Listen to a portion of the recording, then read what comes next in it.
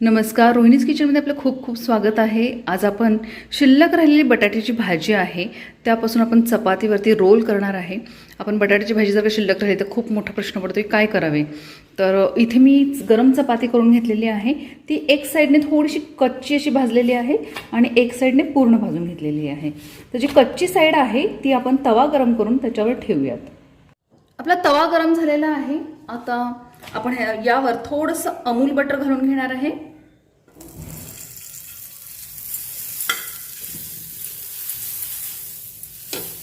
Amul butter सगळीकडेच थोडंसं spread करायचं आहे. आता जी थोडी कमी भाजलेली साईड आहे चपातीची ती आपण यावर घालून घेणार आहे. इथे 1 चमचा ते अर्धा चमचा मी सॉस घेतलेला आहे, तो स्प्रेड करायचा आहे. आपण रेग्युलर सॉस घेऊ शकतो, पण मी इथे पिझ्झा सॉस जो आहे तो घेतलेला आहे. पिझ्झा सॉस स्प्रेड केल्यानंतर आपण इथे पुदिन्याची चटणी करून ठेवलेली आहे फ्रीजमध्ये. सो पुदिन्याची चटणी कशी करावी याची रेसिपी देखील माझी ऑलरेडी अपलोड आहे. सो आपण ती रेसिपी देखील बघू शकतो. पुदिन्याची चटणी अगदी 1 मंथ खूप छान राहते आणि त्याचा ग्रीन कलर देखील खूप छान टिकून राहतो. सो आता आपण पुदिन्याची चटणी देखील इथे स्प्रेड केलेली आहे. आता आपली जी शिल्लक राहिलेली बटाट्याची भाजी आहे ती देखील आपण इथे ॲड करणार आहे. आपल्याला ज्या क्वांटिटीमध्ये बटाट्याची भाजी आवडत असेल त्या क्वांटिटीमध्ये ही आपण घेऊ शकतो. माझ्याकडे बारीक शेव आहे म्हणून मी शेव थोडीशी ॲड करते आहे. आपल्याकडे शेव नसेल तरी काही हरकत नाही. त्याचबरोबर माझ्याकडे मोझरेला चीज आहे. माझ्याकडे अमूलचं चीज असतं नेहमी. सो मोझरेला चीज जे आहे ते मी इथे ॲड करते आहे. आपण अशा पद्धतीने सगळीकडे हे चीज स्प्रेड करायचे आहे. त्याला थोडेसे हलक्या हाताने असं थोडेसे दाबून घ्यायचे म्हणजे जेणेकरून ते गरम होईल, मेल्ट होईल. मोझरेला चीज असल्यामुळे त्याला बघू शकता की आपण थोडीशी एक तार सुटलेली आहे. आपण एका साईडला चीज लावून घेतलेलं आहे. आता आपली आणखीन एक जी साईड आहे ती मस्त भाजत आलेली आहे. आपण पाहू शकता. आपण पाहू की आपलं चीज जे आहे खूप छान मेल्ट झालेलं आहे. सो आता ही बटाट्याची भाजी आपण जी घातलेली आहे ती साईड उचलून आपण यावर ठेवणार आहोत आणि चीज जे आहे ते या रोलला येईल जेणेकरून आपली जी चपाती आहे ती चिकटून राहील. थोडंसं हलक्या हाताने असं थोडंसं आपण प्रेस करायचं आहे आणि खूप सुंदर असं अमूल बटरमध्ये अशी चपाती भाजली गेल्यामुळे ती खूप छान अशी क्रिस्पी झालेली आहे. सो हलक्याशा हाताने थोडंसं आपण प्रेस केलं. आपण पाहू शकता की आपला मस्त असा रोल, चपाती रोल खूप छान तयार झालेला आहे. अमूल बटरमुळे त्याला खूप छान क्रिस्पीनेस आलेला आहे. आता आपण हे सर्विंग प्लेटमध्ये काढून घेऊ. प्रथम मी पिझ्झा सॉस जो आहे तो चपातीला लावून घेतलेला आहे.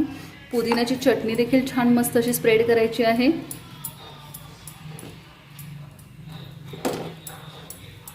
छान अगदी असे कडेपर्यंत चपातीला ती लागली गेली पाहिजे. मेयोनीज ना आपला रेग्युलर सॉस आहे तो देखील आपण ॲड करू शकतो. त्याने थोडा स्वीटनेस येतो. सो मी तो देखील थोडासा ॲड केलेला आहे. त्याचबरोबर मी इथे मेयोनीज घेतलेला आहे. ज्यांना मेयोनीज आवडतं त्यांनी मेयोनीज देखील ॲड करा. मेयोनीज नसेल आपल्याकडे अवेलेबल तरी काही हरकत नाही. माझ्याकडे अवेलेबल आहे म्हणून मी इथे मेयोनीज घेतलेले आहे.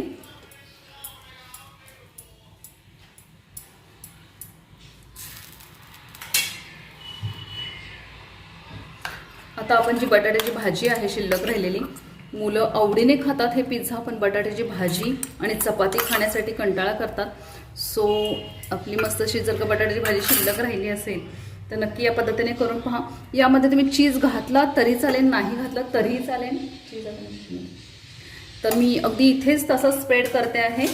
शेव असेल तर घाला, नसेल तरी काही हरकत नाही. सो मी इथे मस्त असं, माझ्याकडे थोडंसं चीज अवेलेबल आहे तर मी ते ॲड करते आहे.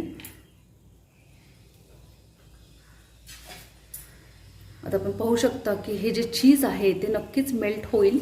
तर आपण अशा पद्धतीने त्याला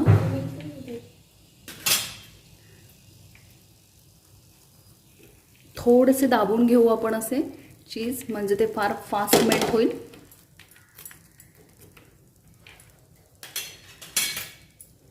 आता पुन्हा आपण हा चपातीचा रोल असा बारीक करायचा आहे. थोडंसं असं हलक्या हाताने प्रेस करायचे, जेणेकरून आपलं स्टफिंग बाहेर नाही येणार, पण आतून देखील खूप छान असं चीज मेल्ट होईल.